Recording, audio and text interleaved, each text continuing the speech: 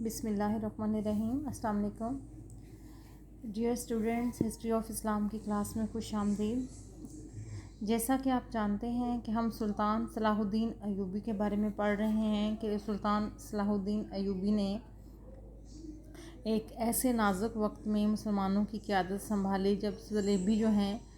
وہ مختلف اطراف سے مسلمانوں کے خلاف بار بار جو ہیں وہ حملے کر رہے تھے، اور ان حملوں کا جو ہے آپ نے بے انتہا پھرتی اور بالکل جب بھی ضرورت پڑی تو آپ نے بہت احسن طریقے سے اپنے علاقے کا جو ہے دفاع کیا۔ اس میں ہم نے دیکھا کہ مختلف علاقے جو ہیں آہستہ آہستہ سلطان جو ہیں وہ یکے بعد دیگرے فتح کرتے گئے، جس میں تبریہ، عکا، اسکلان اور شام اور فلسطین کے علاقے جو ہیں وہ شامل تھے۔ اب سلطان کی یہ خواہش تھی کہ وہ بیت المقدس پر جو ہے یا بیت المقدس پر اسلامی قبضہ جو ہے وہ بحال کرائیں۔ اس کے لیے انہوں نے کیا کیا کہ انہوں نے پوری تیاریوں کے ساتھ بیت المقدس کی طرف جو ہے پیش قدمی جو ہے اپنی جاری رکھی، اور جب وہ شہر کے قریب پہنچے تو وہاں پر انہوں نے ایک دربار منعقد کیا اور جہاد پر جو ہے ابھارنے کے لیے تقریر کی، جس میں آپ نے سب کے سامنے قسم کھائی کہ جب تک میں بیت المقدس پر اسلام کا جھنڈا نصب کر نہیں لوں گا واپس نہیں جاؤں گا۔ یعنی کہ وہاں پہ جا کر آپ نے اپنی جو فوج تھی اس کو بھی جوش دلایا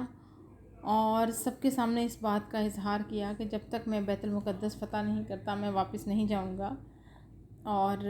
سلطان نے اپنے خیمے جو ہیں وہ شہر کے قریب جو ہیں وہ ڈال لیے۔ اور دوسرا جو آپ نے کیا کیا، اس میں آپ لکھ سکتے ہیں کہ سلطان کا پیغام شہریوں کے نام، جو شہریوں کو آپ نے پیغام بھیجا اس میں آپ نے یہ کہا کہ یہ شہر میرے لیے بھی اتنا ہی مقدس ہے جتنا تمہارے لیے۔ بہتر ہے کہ تم اس خون ریزی کے بغیر جو ہے ہتھیار ڈال دو، لیکن آپ کی اس بات کا جو جواب ہے پازیٹیو نہیں دیا گیا، اور آپ نے یہ جو اپیل کی تھی کہ یہاں کے لوگ جو ہیں ہتھیار ڈال دیں تاکہ خون ریزی نہ ہو، اس کو نہیں مانا گیا، اس بات کو نہیں مانا گیا کہ جو سلطان جو ان کو صلح کی پیشکش کر رہے تھے۔ اس طرح ہم دیکھتے ہیں کہ سلطان نے کیا کیا کہ اپنی فوج کو منظم کیا، اور جمعہ کے دن جو ہے نماز جمعہ ادا کرنے کے بعد قلعہ کے اوپر جو ہے حملہ کر دیا، اور منجنیقوں سے یعنی کہ وہ جو مختلف آتشی ہتھیار استعمال کیے گئے، جو قلعے کی دیواریں تھیں ان کے اندر شگاف ڈالا جائے۔ قلعے کے اندر سے بھی مزاحمت جو ہے وہ ہو رہی تھی، اور صلاح الدین ایوبی جو ہیں ان کو روکا جا رہا تھا، لیکن بالآخر ہم دیکھتے ہیں کہ سلطان صلاح الدین ایوبی اور ان کے ساتھی جو ہیں وہ قلعہ کی دیواریں جو ہیں اس میں نقب لگانے میں کامیاب ہو جاتے ہیں، اور ایک کام انہوں نے یہ کیا کہ لکڑیوں کے جو لٹ ہیں یا گٹھے آپ سمجھ لیں، دیواروں کے ساتھ لگا کر ان کو آگ لگا دی۔ اس سے یہ ہوا کہ وہ دیوار جو ہے وہ ٹوٹ گئی۔ اب اگلا پوائنٹ آپ لکھیے گا، عیسائیوں کی طرف سے رحم کی اپیل۔ جب عیسائیوں نے دیکھا کہ ہم جو ہے کامیاب نہیں ہو رہے بلکہ ہماری جو ہے ہم ناکام ہو جائیں گے اور سلطان یہاں پر قبضہ کر لیں گے، تو انہوں نے کیا کیا کہ انہوں نے رحم کی اپیل کی، اور سلطان نے ان کو کہا کہ آپ کو اجازت ہے کہ آپ شہر سے نکل کر جانا چاہتے ہیں تو آپ چلے جائیں، اور اگر آپ اپنا مال و اسباب لے کر ساتھ بھی جا سکتے ہیں۔ اور وہاں کی جو ملکہ تھی اس کا نام شیلی تھا، اس کو سلطان نے خود رخصت کیا۔ اسی طرح سے بہت ساری ایسی خواتین تھیں جن کے شوہر قید تھے، انہوں نے بھی سلطان سے اس خواہش کا اظہار کیا کہ ان کو رہا کر دیا جائے۔ سلطان نے ان کی یہ بات بھی قبول کر لی۔ تو اس طرح ہم دیکھتے ہیں کہ بیت المقدس جو ہے تقریباً 90 سال کے عرصے کے بعد جو ہے مسلمانوں کے قبضے میں دوبارہ آ گیا۔ سلطان کے جو کارنامے ہیں مزید، انہوں نے مسجد اقصیٰ کو اس حالت میں بحال کیا، اس کے بعد بیت المقدس کے بعد طرطوس اور نطاکیہ پر بھی جو ہے قبضہ کر لیا۔ تیسری صلیبی جنگ اور عکا پر حصائی قبضہ۔ بیت المقدس کی فتح کے بعد مسیحی دنیا کے لیے ایک چیلنج کی حیثیت رکھتی تھی۔ جب ہوا یہ کہ بیت المقدس کی فتح کی خبریں جب مختلف علاقوں کے اندر پہنچیں تو عیسائیوں کے اندر جو ہے بہت پریشانی جو ہے وہ بڑھ گئی اور ایک کوہرام وبا ہو گیا، اور چنانچہ عیسائیوں نے فیصلہ کیا کہ ایک بہت بڑا لشکر جو ہے وہ تیار کیا جائے، اور تیسری صلیبی جنگ کا جو ہے وہ آغاز ہوا۔ جرمنی کا بادشاہ، انگلستان اور فرانس کے بادشاہ کی متحدہ افواج نے کیا کیا، شام کے شہر کا محاصرہ کر لیا۔ سلطان نے بڑی بہادری سے ان کی اس یلغار کو روکا۔ اس کے علاوہ سلطان نے عباسی خلیفہ اور دیگر مسلمانوں سے بھی مدد کی درخواست کی، لیکن ان کو کوئی ایسی سپورٹ جو ہے ان لوگوں کی طرف سے نہیں مل سکی۔ تاہم سلطان جو ہے وہ انہوں نے اپنی کوششوں کو جو ہے رائگاں نہیں جانے دیا، اور مسلسل اسی کوشش میں لگے رہے کہ ان کو جو ہے جواب دیا جائے۔ کہتے ہیں کہ صلیبی پلٹ کر حملہ آور ہوئے، لیکن 10,000 کے قریب یہ جو لاشیں ہیں چھوڑ کر پسپا ہوئے، لیکن بعد میں جو ہے لاشوں کی بدبو کی وجہ سے سلطان کو خود پیچھے ہٹنا پڑا، اور صلیبیوں کو جو ہے انگلستان کی آمد سے کسی حد تک، جب انگلستان بھی ان کے ساتھ شامل ہو گیا تو ان کی تعداد جو ہے وہ کسی حد تک بڑھ گئی، اور یہاں پہ سلطان کو مجبوراً جو ہے شہر کو صلیبیوں کے حوالے کرنا پڑا، اور انہوں نے جو فدیہ دینے کی بھی کوشش کی اور کہا کہ آپ جو ہے تمام مسلمانوں کی جان بخش دیں، لیکن عیسائی جو ہیں ان کا جو رویہ تھا وہ اس کے بالکل برعکس تھا۔ انہوں نے اس پر حملہ کیا، شہر کو لوٹا اور کہا کہ بہانہ بنایا کہ آپ نے ہمیں جو ہے رقم نہیں پہنچائی ہے، اور اسی بات کو بنیاد بنا کر انہوں نے مسلمانوں کا جو ہے قتل عام جو ہے کیا۔ بیت المقدس پر عیسائیوں نے قبضہ کرنے کی کوششیں جو ہیں وہ بڑے عرصے سے جاری رکھی، اور جب بیت المقدس جو 91 سال کے بعد مسلمانوں کے قبضے میں آ گیا تو یہ لوگ جو ہیں غصے میں لال پیلے ہو گئے۔ ان کا مقصد یہ تھا کہ یہ علاقہ جو ہے وہ اپنے قبضے میں لے لیں، اگرچہ ان کو مختلف ادوار میں مختلف ممالک کی متحدہ افواج نے بہت دفعہ حملے کیے، اور ان حملوں کو مسلمانوں کی طرف سے پسپا کر دیا گیا۔ کئی دفعہ ایسا ہوا کہ صلیبی جو ہیں وہ مسلمانوں پر حاوی رہے۔ اسی طرح ہم دیکھتے ہیں کہ صلیبیوں کا اصل مقصد جو تھا وہ بیت المقدس پر قبضہ کرنا تھا، لیکن اپنے بہت سارے فوجی جو ہیں مروانے کے باوجود جو ہیں وہ اپنے ان مقاصد کے اندر جو ہے ناکام نظر آتے تھے۔ جرمنی کے بادشاہ کے ساتھ کیا ہوا کہ جرمنی کا بادشاہ جس کا نام فریڈرک تھا، فریڈرک جب دریا کو عبور کر رہا تھا تو وہیں پہ دریا عبور کرتے ہوئے ہی اس کی جو ہے ڈیتھ ہو گئی۔ اس کے علاوہ ہم دیکھتے ہیں کہ وہ ڈوب کر مر جاتا ہے۔ اس کے علاوہ ہم دیکھتے ہیں کہ اس سے کسی حد تک جو ہیں ان صلیبیوں کے حوصلے جو ہیں پست ہوئے، اور انہوں نے کہا کہ ہم جو ہے صلح کرنے کے لیے تیار ہوں، یعنی کہ گفتگو کرنے کے لیے وہ تیار ہو گئے،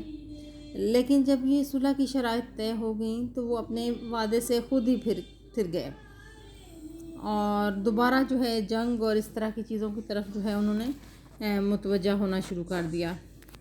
سلطان نے جو ہے اس دفعہ کیا کیا کہ انہوں نے انہیں تھکا دینے والی حکمت عملی جو ہے اپنائی، اور وہ یہ تھی کہ وہ سلطان جو ہے ان کے آگے آگے بیت المقدس کی طرف سے روانہ ہوا، اور راستے میں جو پانی کے ذخیرے تھے انہیں جو ہے وہ تباہ کرتا ہو گیا۔ صلیبی جو ہیں وہ آگے بڑھتے بڑھتے بیت المقدس کی طرف جو ہیں انہوں نے اپنی پیش قدمی کو جاری رکھا،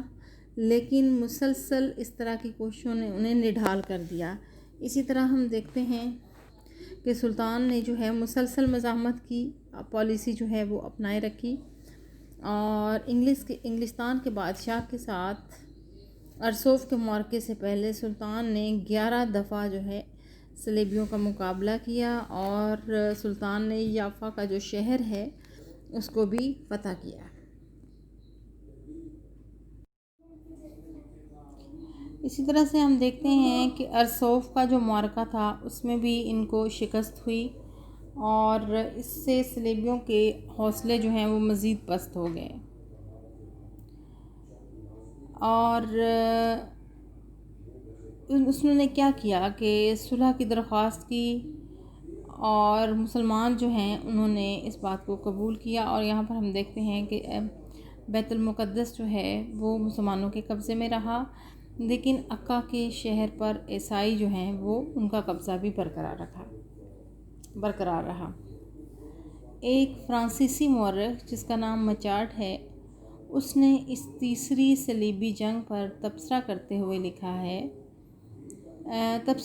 وہ لکھتا ہے کہ تیسرا کروسیڈ یعنی کہ تیسری صلیبی جنگ جو ہے اسی طرح سے ختم ہو گئی، جس میں مغرب کی تمام مسلح طاقتوں نے عکا کی فتح اور اسکلان کی بربادی سے بڑھ کر کوئی فائدہ حاصل نہ کیا، اور جرمنی نے بغیر کسی عظمت کے اپنے سب سے بڑے شہنشاہ اور اپنی سب سے عمدہ فوج جو ہے وہ کھو دی۔ اگر ہم عرب مورخوں پر اعتبار کریں تو عکا کے سامنے 6 لاکھ صلیبی آئے، اور مشکل سے 1 لاکھ جو ہیں ان میں سے واپس اپنے ملک کو گئے، یعنی کہ وہ صلیبی جنہوں نے سلطان سے مقابلہ کیا تھا۔ عکا پر تو جو مچارٹ ہے وہ کہتا ہے قبضہ کر لیا، لیکن اس میں انہوں نے اپنے بہت سارے سپاہیوں کی جانیں جو ہیں وہ کھوئیں، اور اسی معرکے میں ہم دیکھتے ہیں کہ جو جرمنی کا بادشاہ ہے وہ دریاب میں جا کر ڈوب مرتا ہے، اور یہ بھی بہت بڑا نقصان تھا جرمنی کے لیے۔ اسی طرح سے ہم دیکھتے ہیں کہ